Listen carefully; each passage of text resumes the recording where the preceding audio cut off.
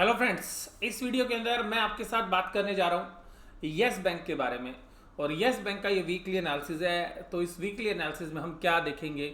सबसे पहले price movement देखेंगे, दूसरा जो न्यूज़ फ्लो रहा यस बैंक से संबंधित वो सारा न्यूज़ फ्लो, उस न्यूज़ फ्लो का क्या इम्पैक्ट आने वाले समय में जो है हो सकता है यस बैंक के शेयर्स के ऊपर, आगे की हालत हमें कैसी लग रही है, बाजार के हालात के साथ यस बैंक का कंपैरिजन, और इसके अलावा जो है हम बात करेंगे कि किस तरीके के चार्ट जो है इस बार यस बैंक में रहे, और इसके अलावा जो टेक्निकल्स पैरामीटर्स के ऊपर अभी यस बैंक के क्या प्राइजेस हमें लग रहे हैं। तो इन सभी पहलुओं के साथ जो है हम बात करेंगे आपके साथ। तो देखिएगा, सबसे पहली बात जो है यस बैंक के अंदर न्यूज़ फ्लो की बात करते हैं सबसे पहले, और न्यूज़ फ्लो के बाद जो है हम प्राइस पैटर्न के बारे में बात करेंगे। तो देखिएगा, सबसे पहली बात है कि जो इकरा उसने अपग्रेड कर दिया यस बैंक की रेटिंग को। यस बैंक की रेटिंग का अपग्रेड होना एक बड़ा पॉजिटिव साइन है, और फ्राइडे के सेशन के अंदर यस बैंक के शेयर प्राइस के अंदर 5% का अपर सर्किट इस बात की गवाही दे रहा था कि जो ये इकरा ने यस बैंक की क्रेडिट रेटिंग जो है वो इम्प्रूव की है, वो कहीं ना कहीं आगे चल के यस बैंक की परफॉर्मेंस को जो है उजागर करेगी और उसको कुछ ईज ऑफ डूइंग बिजनेस के लिए जो है प्रेरित करेगी, क्योंकि कुछ चीज़ें बैंक के बिजनेस के अंदर लिक्विडिटी से और सेंटीमेंट से पॉजिटिव हो जाती हैं। तो यहाँ पर ध्यान रखिएगा, तो इकरा ने जो अपग्रेड किया है वो एक पॉजिटिव सेंटीमेंट है। और जैसा भी आप स्क्रीन पे देख रहे हैं कि जो शेयर प्राइस था यस बैंक का वो फ्राइडे के सेशन में 4.68% के अपर सर्किट के साथ जो है बंद हुआ। जिन बॉन्ड्स के अंदर इन्होंने रेटिंग को इम्प्रूव किया है उसमें इंफ्रास्ट्रक्चर बॉन्ड प्रोग्राम है, जिसमें ट्रिपल बी रेटिंग थी, जो triple B double B plus थी, जो कि अब ट्रिपल बी स्टेबल हो गई है, जो कि पहले रेटिंग वॉच थी। Basel 3 compliant lower tier 2 bonds के अंदर जो है बीबी प्लस से ट्रिपल बी स्टेबल हो गई है।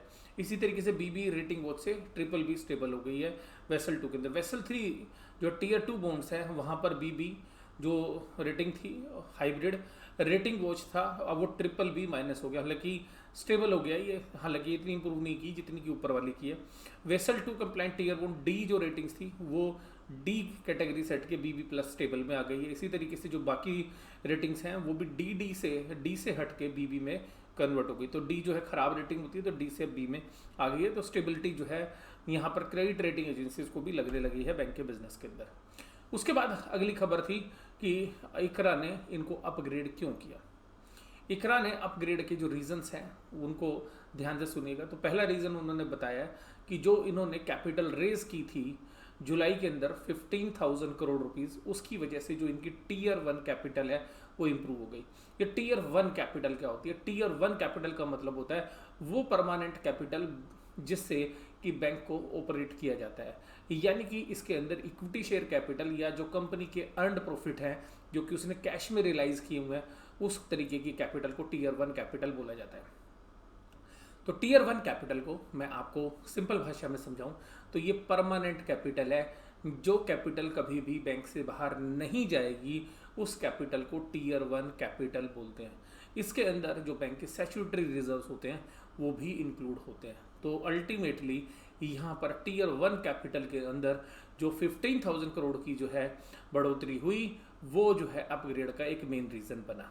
दूसरी बात उन्होंने कहा कि इसकी वजह से जो बैंक की लिक्विडिटी परफॉर्मेंस है, जो लिक्विडिटी पोजीशन है वो काफ़ी इम्प्रूव हुई है, और जिसका जो सब्सिक्वेंट इंक्रीज जो है हमें आगे फ्यूचर में चल के भी होता हुआ दिखाई दे सकता है। इसके अलावा अपग्रेड का एक और मुख्य रीज़न ये था कि जो यहाँ पर डिपॉजिट बेस है, यानी कि जो बैंक्स के जो डिपॉजिट्स हैं वो लगातार बढ़ रहे हैं, यानी कि जो कस्टमर छोड़ के जा रहे थे यस बैंक की क्रेडिबिलिटी पे जो है डाउट कर रहे थे, वो अब बहुत सारे जो कस्टमर्स हैं वो दोबारा से जो है यस बैंक का रुख कर रहे हैं। और मैनेजमेंट जो है इस तरीके से जो है लगी हुई है, अथक प्रयास कर रही है कि जो डिपॉजिटर्स हैं उनका पैसा दोबारा से बैंक में आए, और उन्होंने काफ़ी हद तक जो है इसके अंदर कामयाबी भी हासिल की है।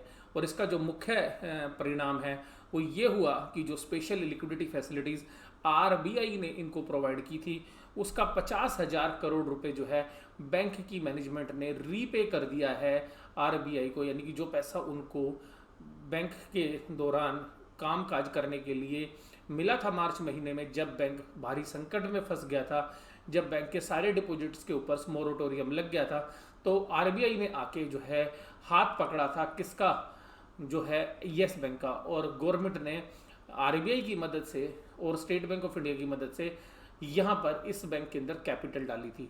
और कैपिटल किस तरीके से डाली थी, एक तो आरबीआई ने कैपिटल डाली थी इस तरीके से कि वो हमारे को वापस मिल जाएगी, तो एक फाइनेंशियल असिस्टेंस जो है यस बैंक को दी थी। और दूसरी डाली गई थी परमानेंट कैपिटल, जो एसबीआई के माध्यम से जो है बैंक के अंदर डाली गई थी।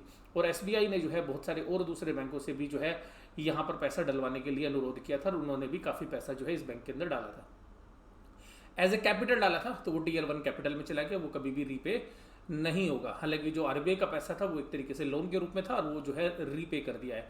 तो 50,000 करोड़ जो ये रीपे हुआ है, ये एक जो है पॉजिटिव स्टेप है यस बैंक के लिए। उसके बाद देखिएगा इकरा ये कह रहा है कि हालांकि कोविड-19 की प्रॉब्लम्स की वजह से इनकी जो स्टैंडर्ड एडवांसेस हैं, यानी कि जो स्टैंडर्ड असेट्स हैं, जो इन्होंने पैसा उधार दे रखा है, वहाँ पर जो है अभी इनको क्रेडिट लॉस हो सकता है। और करीबन 5% स्टैंडर्ड एडवांस जो ओवर ड्यू हैं, यानी कि जिन पर अभी पैसा नहीं मिल रहा है, तो वो एक कंसर्न है।